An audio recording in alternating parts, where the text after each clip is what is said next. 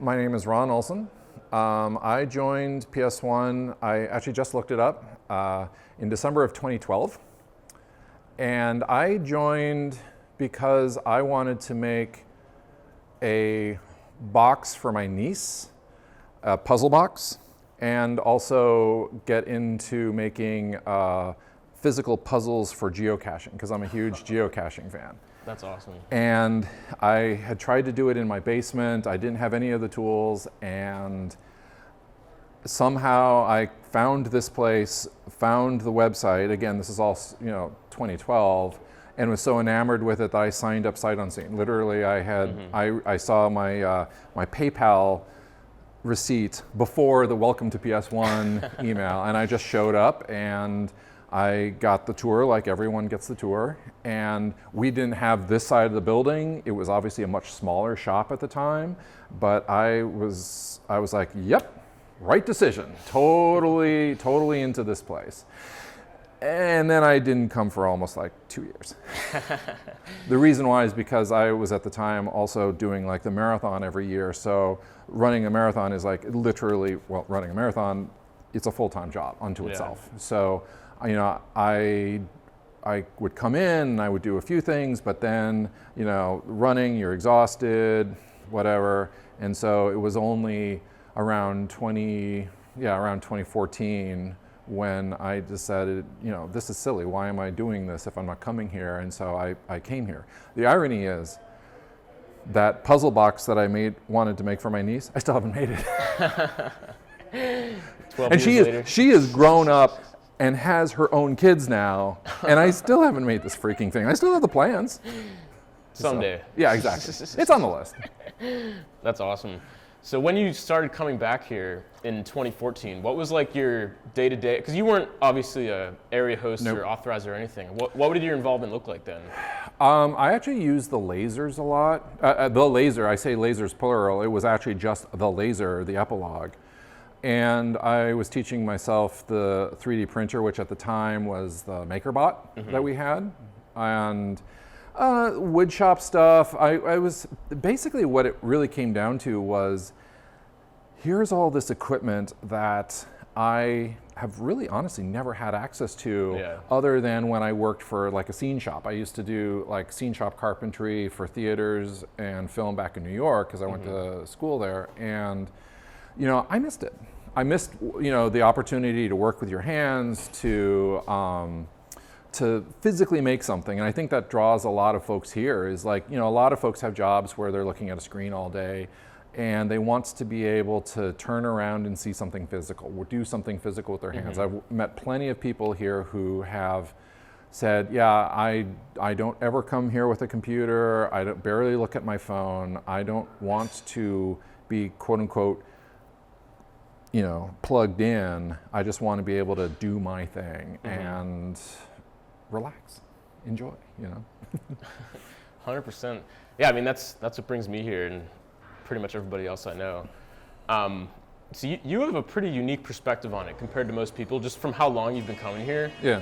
What would you say has changed the most about, I mean, even outside of the equipment, just like, if there was like one or two things that feel like have evolved the most since then about? Honestly, the thing that has evolved the most, excluding the equipment, has frankly been the,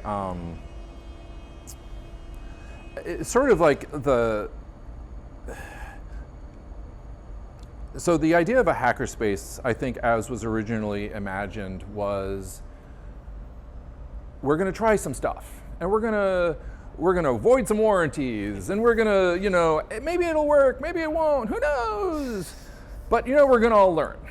And there was a far bigger emphasis almost on casual anarchy that, it seemed almost like everything was fair game. The things that weren't fair game were things that were so expensive, like the epilogue, you had the saw stop from early on, that they were like, hands off those things. And so they made a very clear distinction about do not hack, go ahead and hack, that.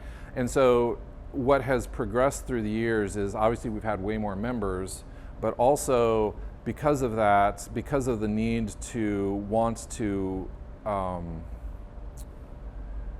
to keep those members able to do their own things, the places had to mature a bit. The software has matured. We went from one homegrown system to a commercial system and back to a homegrown system, but that the needs of what even just the software needed to provide was, just kept increasing. And then also the fact that we now have folks whose effectively their whole thing at PS1 is keeping PS1 running. I mean, I give major kudos to the Gen Ops folks for making sure that there are bulbs in the light fixtures, and that somebody walks around and makes sure that the fire extinguishers are valid. I mean, that's the kind of maturity that was absolutely not present at all when I joined, and frankly, I don't want to cast shade on anyone, but might have even seemed unnecessary. That you're just bogging us down with bureaucracy, man. When in reality, you can't have an organization of this size without, unfortunately, some amount of people who are willing to step up and say, no, we really have to be grown up about this and make sure that you're not JFDIing load-bearing walls or like the plumbing system or something like that. Yeah. I would love to talk about JFDI and just the overall culture and attitude of this place and how it works. And we still have that ethos while keeping the lights on and having it grow and thrive and prosper here. And you've probably seen a lot more of successful and unsuccessful JFDIs than I have. You want to just talk about what that means and why that's so important, but also how we succeed with that? JFDI stands for just freaking do it. And again, it's that casual anarchist ethos of, if you see something that you feel you can make better, just do it. Just go ahead and do it. And you don't have to ask permission. If you are interacting with other things that are related to the space, you might want to get a little bit of consensus. Like if somebody thinks, hey, the whole wood shop and hot metals could be lit entirely by disco balls and spotlights. Let's talk about that. Yeah. Ironically, I'm not even opposed to it, but could be cool. It could be cool. And you know what? Sure, hey, you know what? When you're welding, all you're seeing is the weld through your helmet. You don't necessarily need to worry about the overhead lights. Yeah. Just saying. I think that when I've talked to people about PS1 and when I think about it, on paper, a lot of things like JFDI and all of it being community owned and operated, it sounds like the kind of thing that would be really cool in theory, but really difficult to actually execute in practice. And especially really difficult to have last for 17 years and grow and buy the building and be what, by every metric, is a very successful makerspace. Absolutely. And I think a lot of that comes down to this successful culture of the JFDI living and breathing with these like checks and just some kind of community restraint culture on it. And I'm curious, like, what's your perspective on when there are adults in the room that or when there needs to be an adult in the room that needs to potentially right the ship in a way that might interfere, either take the magic out of something for people or just, take the fun out. I don't know. Well, I mean, the sad thing is like that does in fact happen, and that happens kind of all the time. People have ideas, and luckily they might sound them out, in a public forum, like, on the way we generally communicate. And I'd like to think that for the most part, the thing that makes PS1 work in general is that the folks who really thrive here always keep an open mind. That, this isn't my experience. I don't actually think I understand what it is you're even talking about, but tell me more about it. I want to learn. The idea that, part of coming to PS1, the part of being a member of PS1 is that, sure, you might be wanting to make stuff, which, obviously is kind of to a degree the point, but that you're also able to be in an environment where you can learn new things and you can learn from new people. So when it comes to having the quote unquote adults in the room, that's where somebody who gets really into a particular line of thinking about how I'm going to do this and this and this, and the adult, quote unquote, is not even necessarily an adult, but somebody who can then, having interpreted, listened and said, well, have you considered this? What have you figured out how you're going to handle that? And the hope is that there's always that good give and take of like, oh no, I haven't thought of that. Huh. Oh yeah. Okay, you're right. It's the folks that, and like I said, there have been some folks who unfortunately have said, no, this, what I've come up with is perfect, everything is great, I've taken care of everything, and your issues are ill-founded. It's like, I'm not sure that's going to work out so well. We've had some folks that had some interesting ideas that, on the face of it, basically you had to, several adults lined up to say, if you do this, you could actually hurt people. He's like, well, no, people won't be hurt. And it's like, nah, it's not how this works. So anyway, so JFDI is,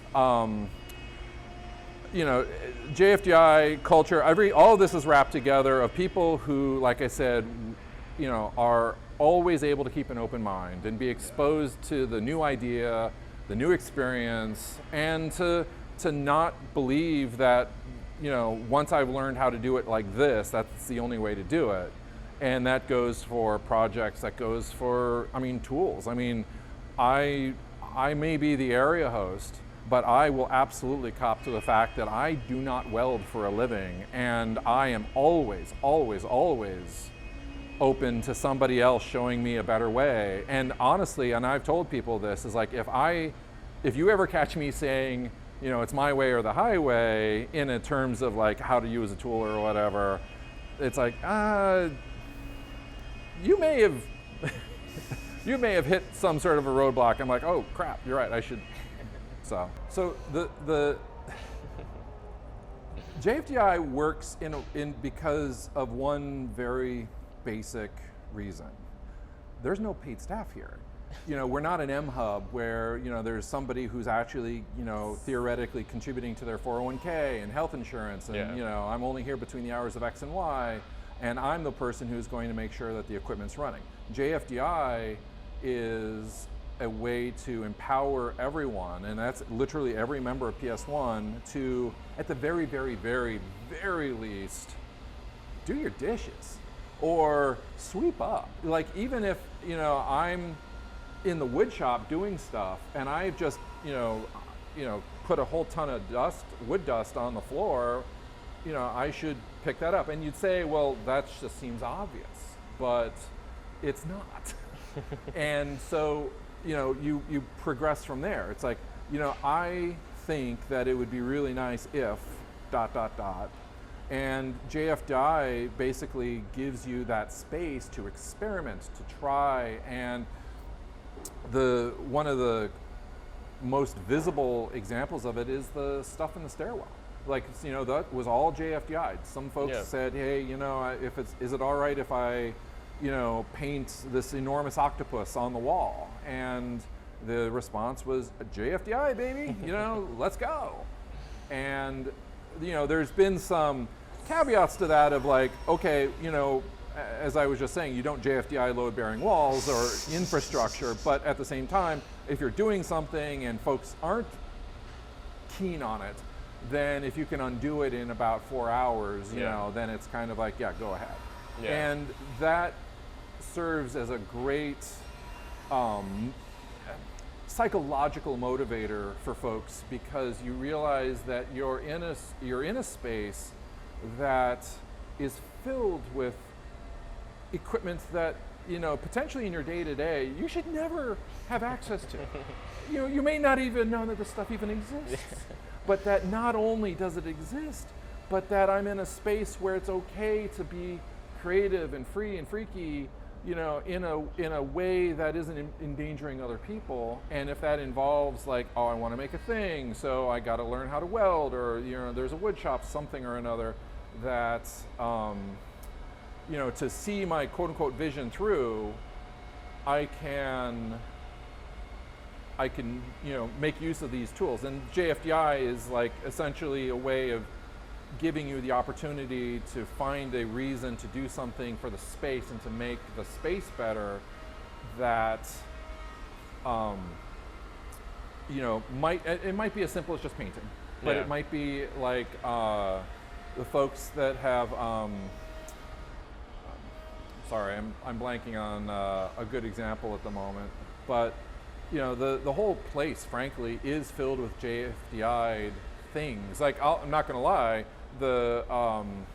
somebody JFDI'd the hooks on the wall that holds the welding helmets because I hadn't gotten to that part yet. So, I came in one day and I literally saw those hooks, all set up, and the person messaged me and said, "Oh, I did this.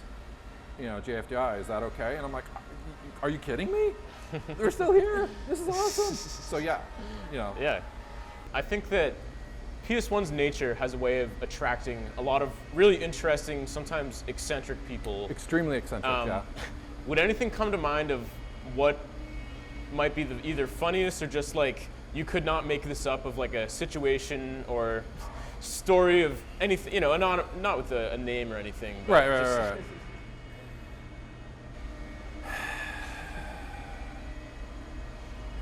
So I'm trying to think of a funny story that doesn't reveal anything about the person.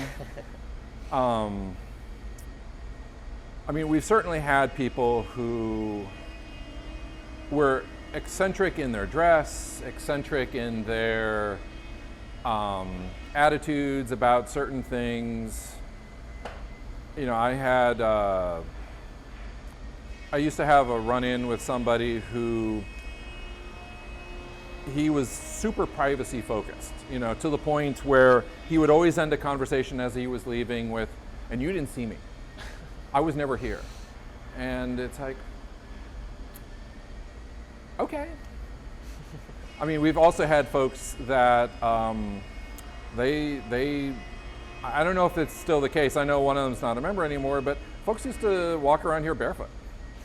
And that is wild. But here's the thing, and this is being open to that new experience, is like, would I do that? Oh, no, of course not. That's insane. But I'm also not going to make it harder for that person. So long story short is, I would tell people, like during authorizations, it's like, look, especially in here in hot metals, do the task of sweeping up, only because obviously you should anyway, but also you don't want somebody who walks around here in bare feet to have metal shavings, on the bottoms of their feet, and and I've had people go, "Wait, what?" I'm like, "Yeah, that actually happens." And they're like, "That's insane." I'm like, "Yes, 100% of the people involved know that this is insane." But they do it anyway. So, okay, that's on them, but I'm not going to make life harder for them, so sweep up. Yeah, that's funny. There is something that I've heard rumors and stories about that was before my time that you might know about. Did we used to have a very heavy and much more powerful press in here that shook the block? Yeah. Can you tell us a little bit about that? Yeah. You're literally right next to it. Right That's here? Where it was. Yeah. So this is again one of those examples of learning. So we have a forge and a press or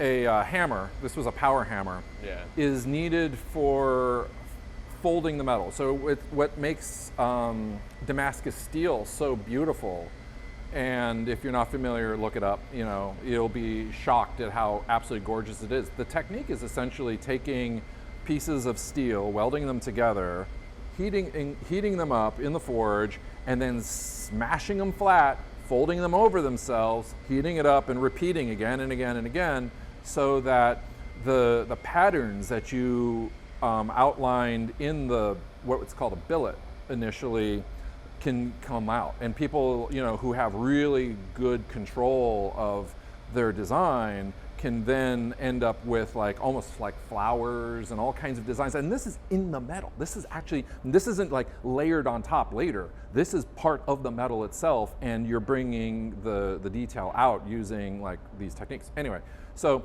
the hammer was meant to make this easy to do, because in the olden times it was just an awful lot of hammering. It's like, you think it takes long to do it now, it took probably a day or more just to get to a point. Anyway, so the way PS1 works in terms of acquiring equipment is we look at equipment that we don't have. So again, sort of going back to the JFDI idea of I would really like to make Damascus steel. Okay, what does that require? So the person said, okay, we need to get a power hammer. Figured out all of the specs of the power hammer and what it would take to live in this space, and then proposed a vote. And the vote was for, I don't remember how much money, but let's just be simple and say $5,000. I think it was actually a little more, but let's just say $5,000.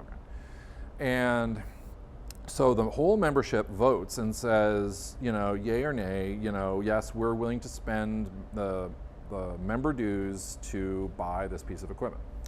And so we bought it, and it came in, and the person did do research on sound dampening, and so the whole thing was mounted to the floor on a series of mats that were meant to be dampening to limit the amount of sound and vibration.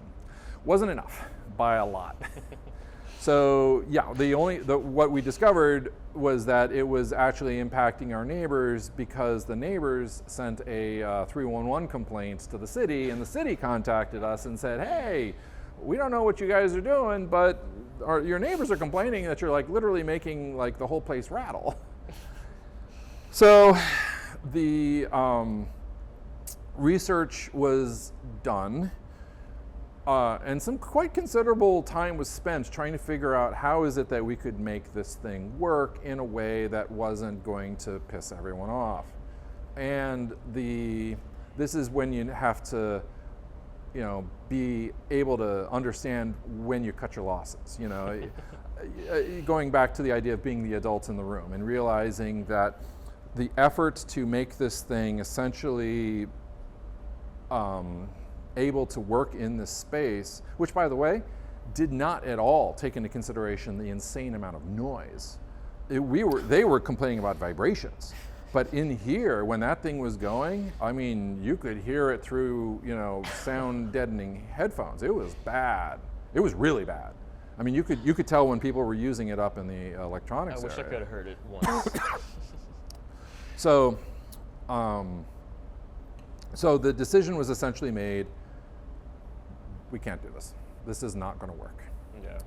So the end result was we have a press, which is right there, which is basically a much quieter machine. It's not as powerful. You're going to be spending more time using it than you would with a power hammer, but we haven't gotten any more complaints.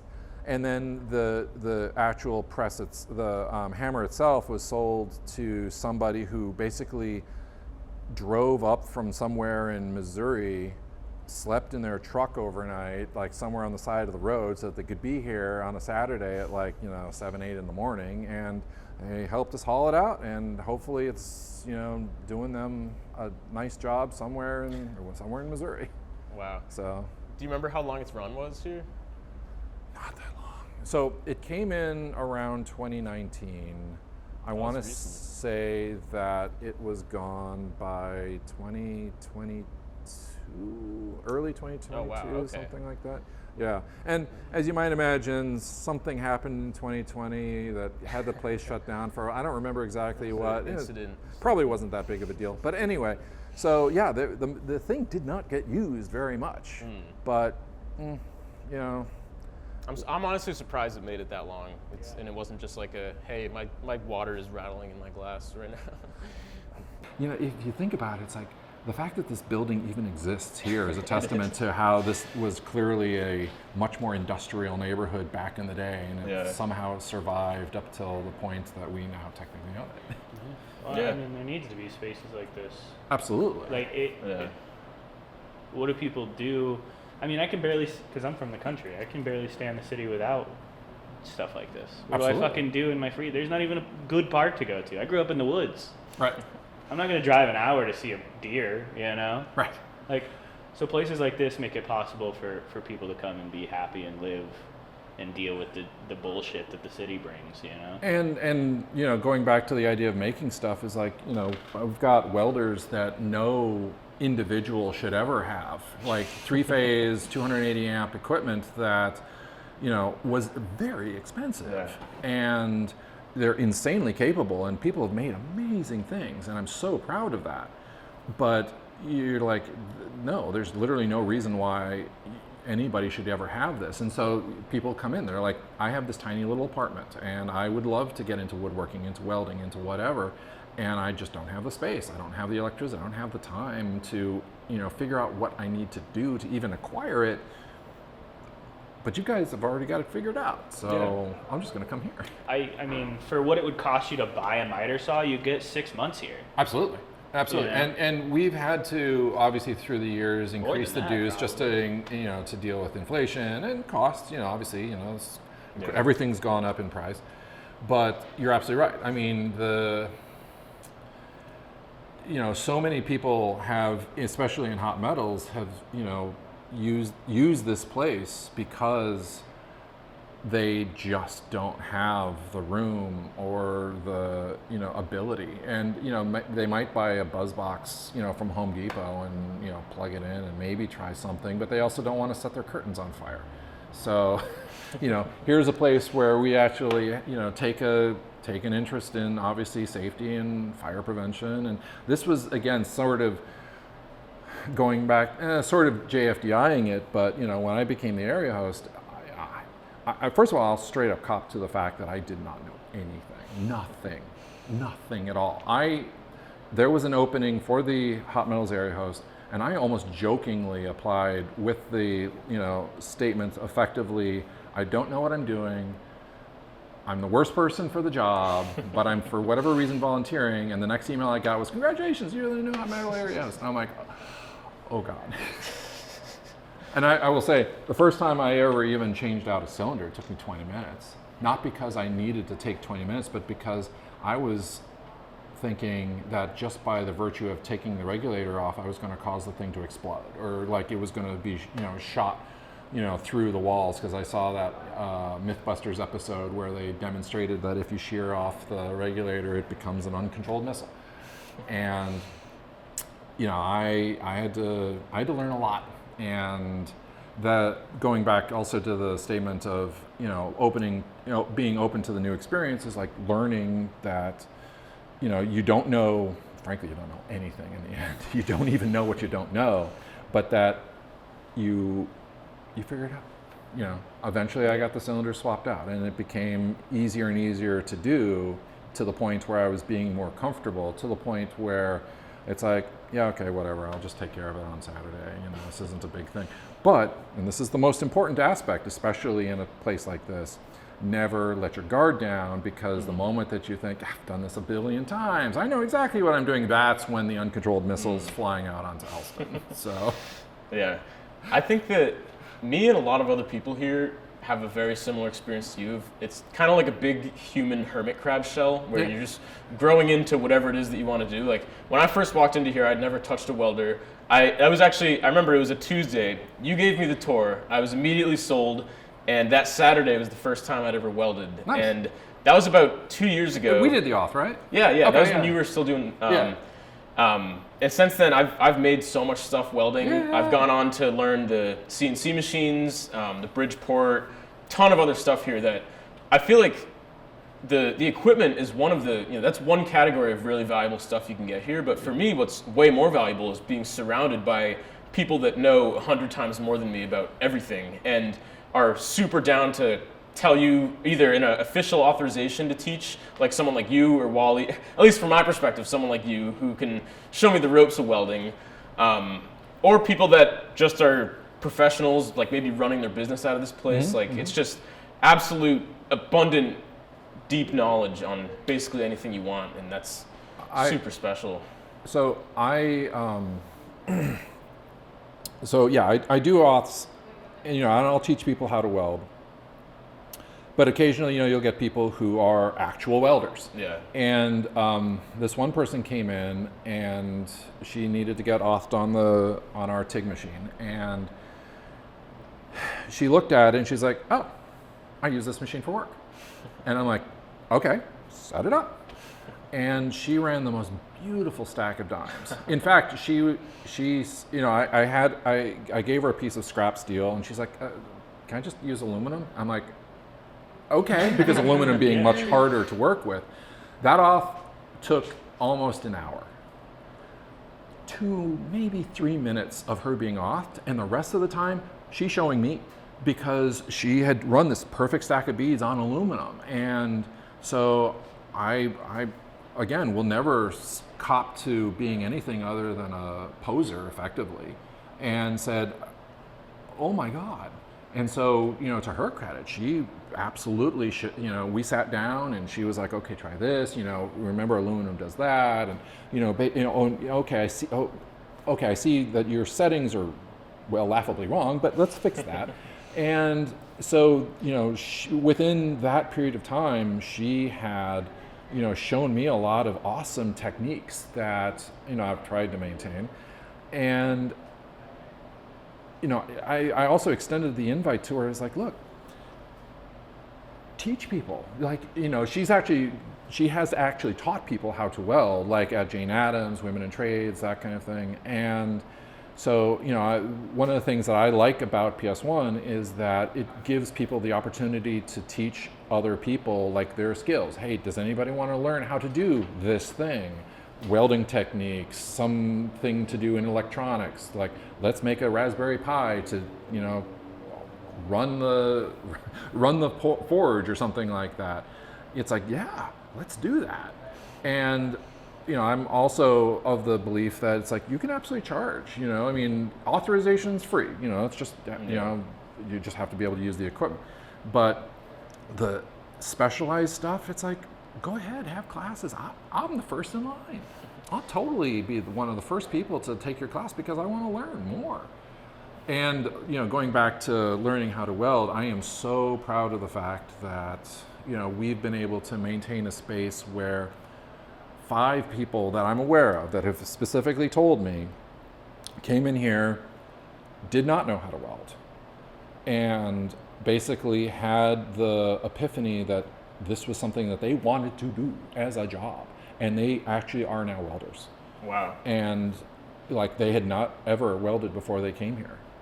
And I'm just over the moon with the idea that we are able to provide the opportunity for people to make actual course corrections in their life. And they're like, I was in some dead-end job, I wasn't really happy, it was, not really sure what I was going to do. And then I discovered that I really like welding, and it's like, awesome. If for only that.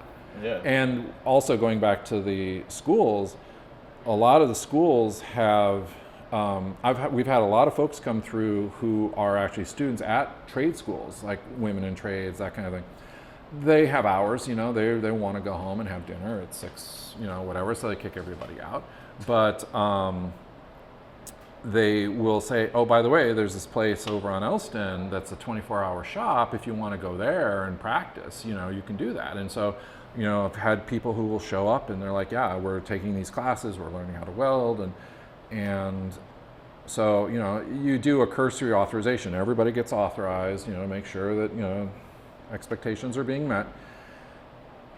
But at the same time, I'm especially interested when those folks are coming through, because, okay, what is it that people are being taught? Like, I was taught by a guy who, was a member, is not a member anymore, I don't think. And he was a professional welder, but he absolutely had his way of doing things, and I've more or less still kind of been doing it his way, but that's not necessarily the right way. So it's like, okay, you know, you folks are literally in school. I would like to see how is it that what your technique is for doing this kind of weld, so that maybe that's the quote unquote better way. I'm not trying to sneak an education in, you know, on somebody else's dime, but sort of. Yeah. I think that you touched on something that I think about a lot with this place, where a lot of people would, if they had the opportunity to have really easy, simple access to a welder, most people that I know would say, hell yeah, I want to learn how to weld. But most environments where you can would probably involve a lot more overhead than just getting a membership and doing a Canvas course and then showing up. Right. And that's the case for almost all equipment here. Is like you can just show up and do the off. I mean, some of them have like prerequisites where you need a different machine first. But I think of it as like democratized equipment and democratized, just available to the masses. Yeah. Anybody can just show up.